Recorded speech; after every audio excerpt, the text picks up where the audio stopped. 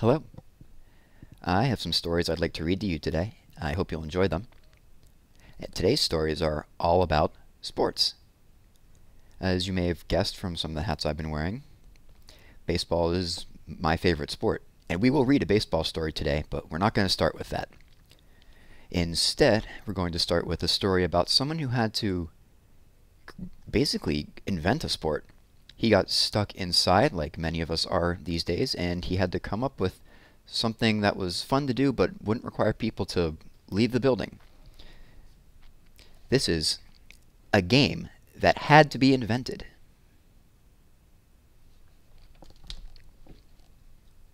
Men, something must be done immediately, the director of the Springfield YMCA said. We are losing too many pupils. All the instructors nodded. The situation was serious. If attendance kept shrinking, some of the instructors might lose their jobs. Attendance usually drops off in the winter, someone said. That's just the point. We have to find something to keep the boys interested when the weather is bad. There must be something they can do indoors that will be fun and exciting, the director replied. Something like football or baseball, for instance, one of them pointed out. Some kind of team game for indoors looks like our answer, suggested Jim, one of the instructors. His voice sounded steady enough when he made the suggestion, but he felt nervous inside. Jim was one of the youngest instructors. He would probably be among the first to lose his job if attendance didn't pick up. Great idea, Jim, but what game? Someone asked. There just isn't a team game that can be played in an area as small as a gymnasium, another replied. We'll have to invent one, Jim said. I'll see if I can come up with something. Back in his room after the meeting, Jim realized how hard it would be to invent a new game. He had been quick to suggest a solution, all right, but now what was he going to do about it? Jim spent all his free time during the next week deep in plans, diagrams, and papers. Nothing he came up with seemed right. He really had a problem. Football wouldn't work indoors at all. Jim had tried variations on it first. Then he tried baseball, but the gym was too small for that. He had to hurry, or soon there would be no boys left at all. Finally, Jim had an idea that he thought might work. He went to the YMCA building superintendent for help. Can you get me 2 boxes about this size?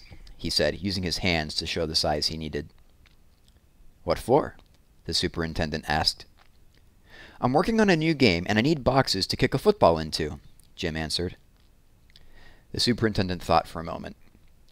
Then he said, I don't have any boxes, but I have a couple of peach baskets down in the storeroom. Would they do? Well, I'll give them a try, Jim answered. Early the next morning, Jim went to the gymnasium to try out his new idea. The superintendent had left the peach baskets outside. Jim picked them up and walked into the large room. He looked around the gymnasium. He put the baskets down in front of him and tried to decide what would be the best place for them. I'd be worried, too, if I had to find peaches in Massachusetts in December, sir, someone said. Surprised at the sound, Jim turned toward the door. One of his students was walking across the floor, his footsteps softened by tennis shoes. Jim chuckled when he saw Rawe looking at the empty peach baskets. How ridiculous they must look on the floor of the gymnasium.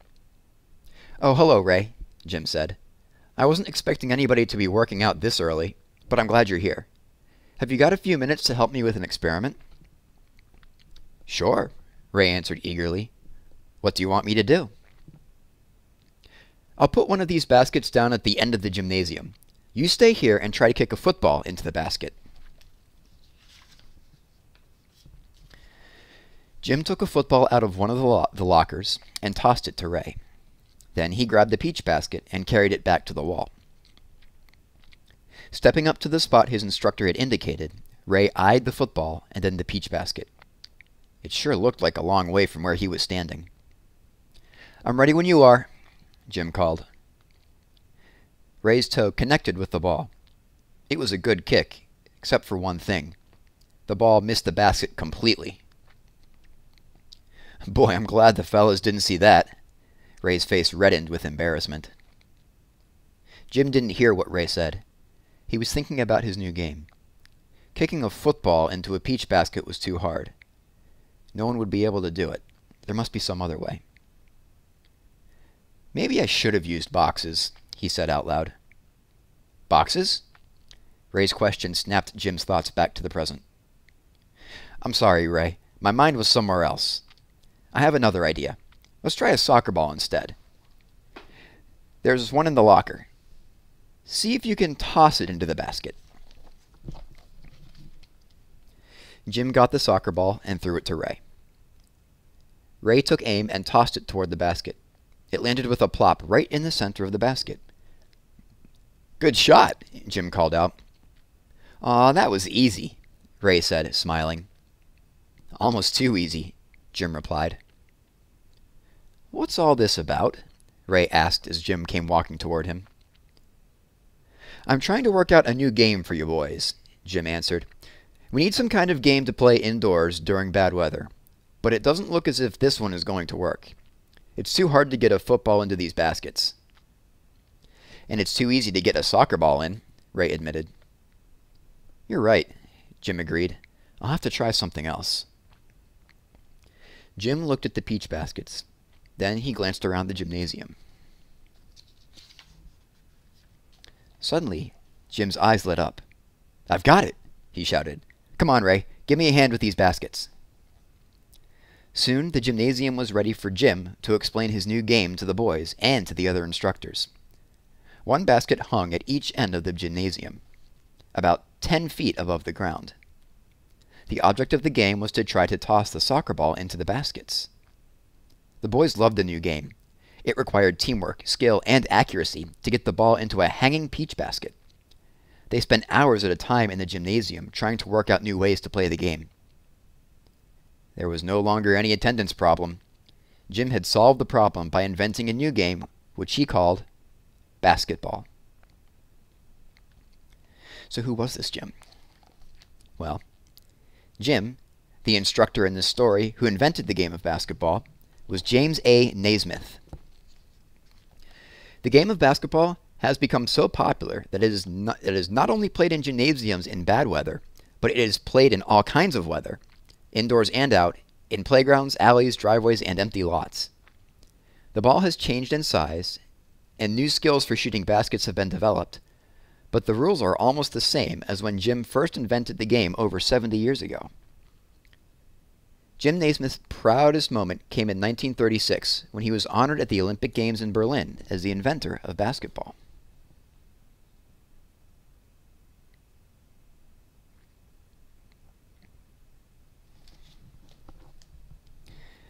What a resourceful guy. He took what he had, and with a little creativity, he came up with a sport that people still play these days. That's our first sports story. Our next one, as I promised, will be about baseball. This one is called Slide, Connie, Slide.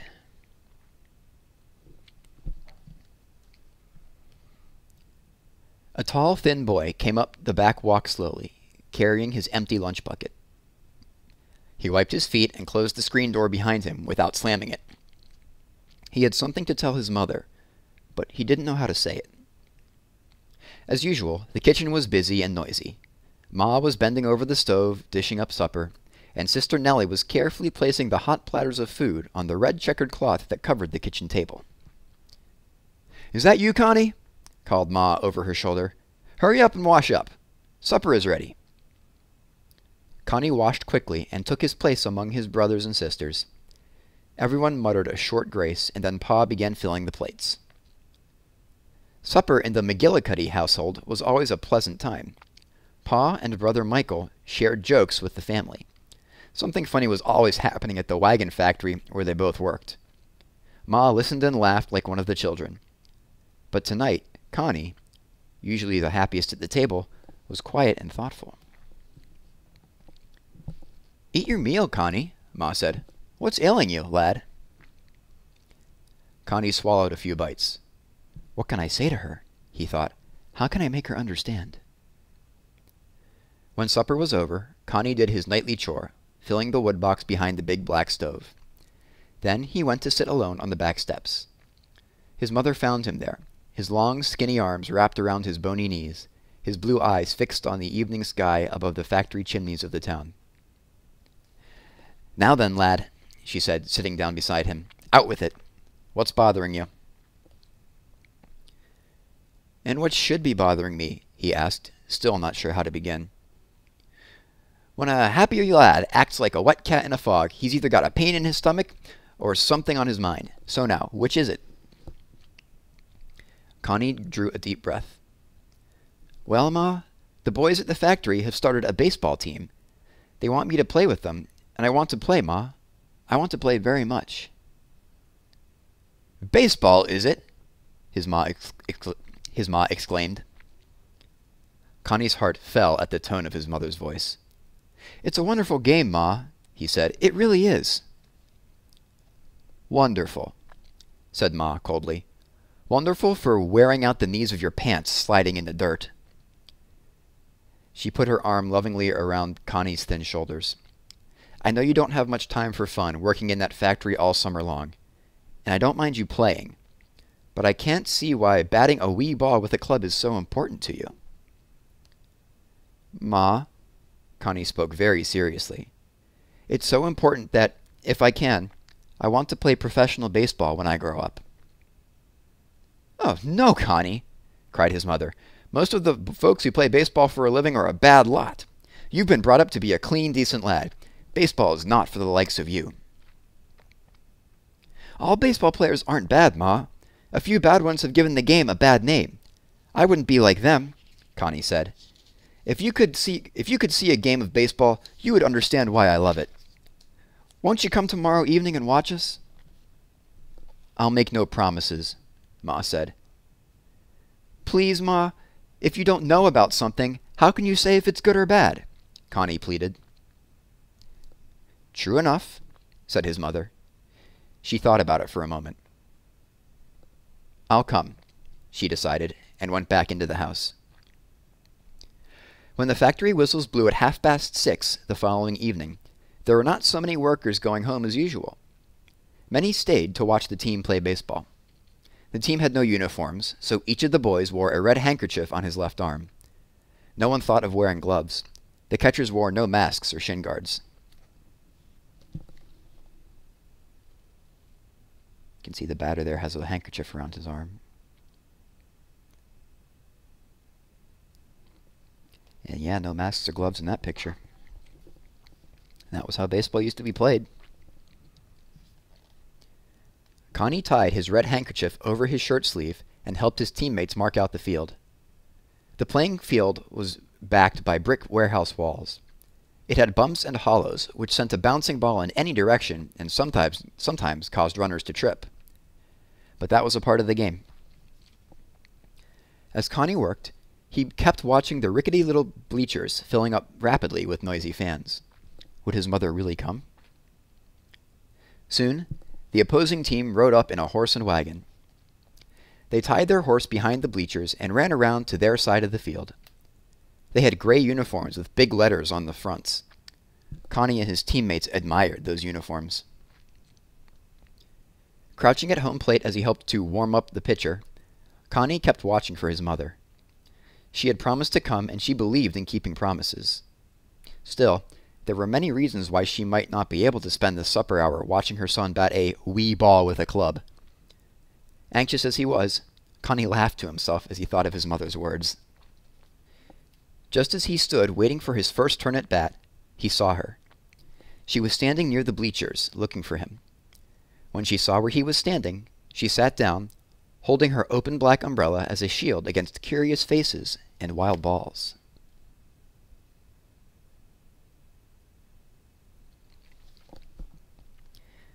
Connie strode to the batter's box, waggling the bat in front of his shoulder. I've got to do well, he thought. I've got to show Ma what a wonderful game. Strike one! Cried the umpire. Connie stopped thinking of what he had to do and started to do it. Ball one, called the umpire. Then, strike two. This is it, thought Connie. He connected with the next pitch. It was a satisfying whack. With his long stride, he got to second base while the fielders were still scurrying after the ball. That's the way, Slats, yelled the fans. Slats was the nickname the people at the factory had given to Connie. Connie looked across at Ma. He was too far away to see the look on her face, but she had lowered her umbrella and was sitting alertly, following every play. Connie made it only to third base that inning, but the batter just ahead of him had scored because of his hit. The score crept up inning by inning, and the fans grew more and more excited. Connie glanced sideways at Ma every little while. She was watching everything that went on very seriously. I've got to do well, Connie thought. I've got to do well in this game. Slowly, Connie's team began to pull ahead. In the ninth inning, the score was 12-8 in their favor. Then the other team got lucky. When Connie's team came to bat in their half of the ninth inning, the boys on the other team had tied the score. Connie was next up to bat for his team. He really did have a chance to win the game now, but suddenly there was a sinking feeling in his stomach. He wasn't a strong hitter, and a home run was what his team needed right now.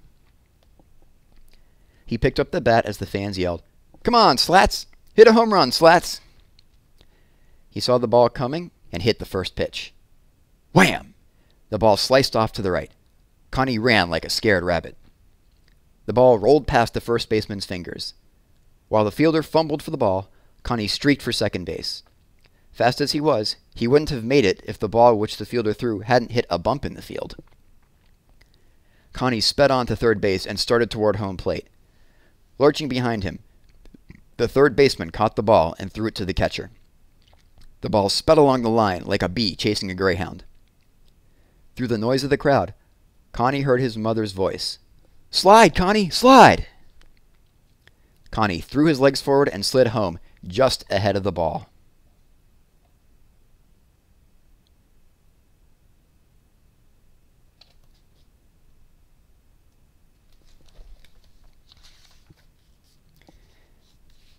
Picking himself up, he saw Ma keeping time with her umbrella as the fans yelled, "Slats McGillicuddy! Slats McGillicuddy!" A few minutes later, with the game won 13-12, Ma reached up to wipe a streak of dirt from Connie's chin, ignoring the rip in his shirt and the hole in his trousers. "One thing, Connie," she said. "When you're a professional ball player, you must tell folks to call you Cornelius and not Slats." "I'll tell them, Ma," Cornelia answered Connie with a grin.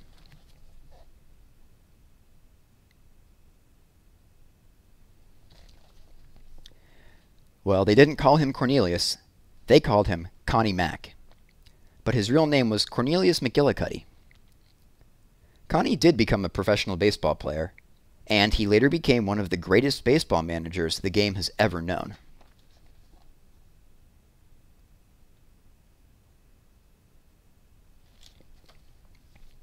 This story took place when baseball was still a new game. This is one of the stories Connie's friends and teammates like to tell about him. In those days, baseball was a rough game, and many of the players were rough characters. Connie Mack helped make baseball a cleaner and more honorable game. He was one of the founders of the American League. He owned and managed the Philadelphia Athletics, now the Kansas City Athletics, for 50 years. And that's how old this book is because the Kansas City Athletics are now the Oakland Athletics. But that hadn't happened yet. Under Connie's leadership, the Athletics won the American League pennant 9 times and the World Series 5 times. Connie managed the team until he was almost 90 years old. Connie Mack's name is in the Baseball Hall of Fame in Cooperstown, New York. I hope you enjoyed that baseball story. Thanks for listening.